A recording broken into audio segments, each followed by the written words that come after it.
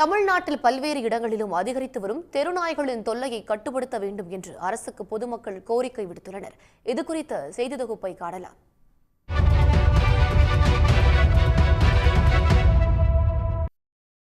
அரக்கோணம் அருகே சோளிங்கர் நகராட்சியில் பேருந்து நிலையத்தில் நின்று கொண்டிருந்த தனபால், தமிழ்ச்செல்வி, பாரதி ஆகியோரை வெறிநாய் தாக்கி கடித்து குதறியது. மேலும் அரசு மருத்துவமனைக்கு சென்ற சுலோச்சனா என்பவரையும், பாட்டிக்குளம் பகுதியில் தண்ணீர் கேன் போடச் சென்ற நரசிம்மன், குமார் ஆகியோரையும் வெறிநாய் கடித்து குதறியது. தெருவில் பைக் ஓட்டிகிட்டு போகும்போது நாய் தொல்லைகள் ரொம்ப அதிகமாக இருக்குது. இப்போது ஏதாச்சும் திடீர்னு நாய் குறுக்க வந்தது, அதனால் ஆக்சிடெண்ட் ஆயிடுது.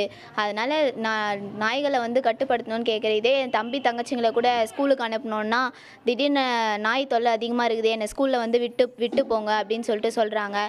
அதனால் நகராட்சி இதுக்கு ஒரு நல்ல நடவடிக்கை எடுக்கணும் அப்படின்னு நான் கேட்டுக்கிறேன். இதேபோல 3 வெவ்வேறு இடங்களில் 10 பேரை தெருநாய்க்கள் கடித்தது அதிர்ச்சியை ஏற்படுத்தியுள்ளது. சோளிங்கர் நகராட்சியின் பெரும்பாலான பகுதிகளில் தெருநாய்க்கள் சுற்றித் திரிவதால் நகராட்சி நிர்வாகம் நாய்களை பிடிக்க வேண்டுமென பொதுமக்கள் கோரிக்கை விடுத்துள்ளனர். இப்போ கூட காலையில் சோளிங்கர் பஸ் ஸ்டாண்டில், ஜிஹெச்சில், சோளிங்கரில் இங்கெல்லாம் பார்த்திங்கன்னா தெருநாய்கள் அதிகமாக இருக்கிறதுனால ஒரு 5-6 பேரை கட்சிச்சின்னு கூட கேள்விப்பட்டோம்.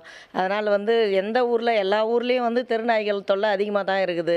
அதை தயவு செஞ்சு அதை கட்டுப்படுத்துமாறு நடவடிக்கை எடுக்குமாறு கேட்டுக்கொள்கிறேன். விருதுநகர் மாவட்டம் காரியாபட்டி பகுதியிலும் தெருநாய்க்களின் தொல்லை அதிகரித்து வருவதாக அந்த பகுதியினர் தெரிவித்துள்ளனர்.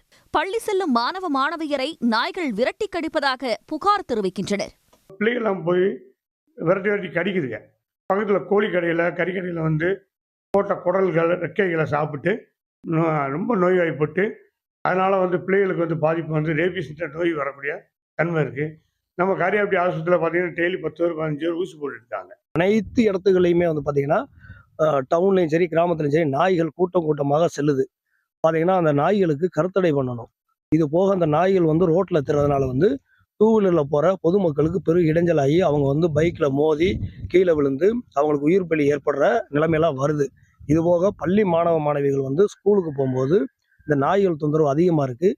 திருப்பூர் மாவட்டம் காங்கேயம் பகுதிகளில் தெருநாய்க்கள் கூட்டமாக சுற்றி வருவதால் இரவு நேரங்களில் விபத்துகள் நடப்பதாகவும், பெண்கள், குழந்தைகளை கடிக்க துரத்துவதாக பொதுமக்கள் தெரிவித்துள்ளனர்.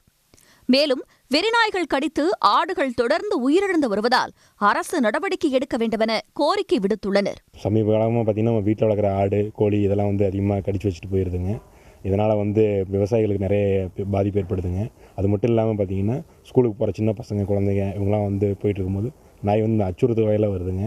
இதை தமிழ்நாடு அரசு கவனம் செலுத்தி இதுக்கு தக்க ஒரு நடவடிக்கை எடுத்து தீர்வு காணணுங்க. அரசும் சம்பந்தப்பட்ட உள்ளாட்சி நிர்வாகங்களும் தெருக்களில் சுற்றித் திரியும் நாய்களின் தொல்லையை தடுக்க தீவிர நடவடிக்கை எடுக்க வேண்டும் என்பதே பொதுமக்களின் எதிர்பார்ப்பாக உள்ளது. உடனுக்குடன் செய்திகளை தெரிந்து கொள்ள சன் நியூஸ் பெல் ஐகானை கிளிக் பண்ணுங்க.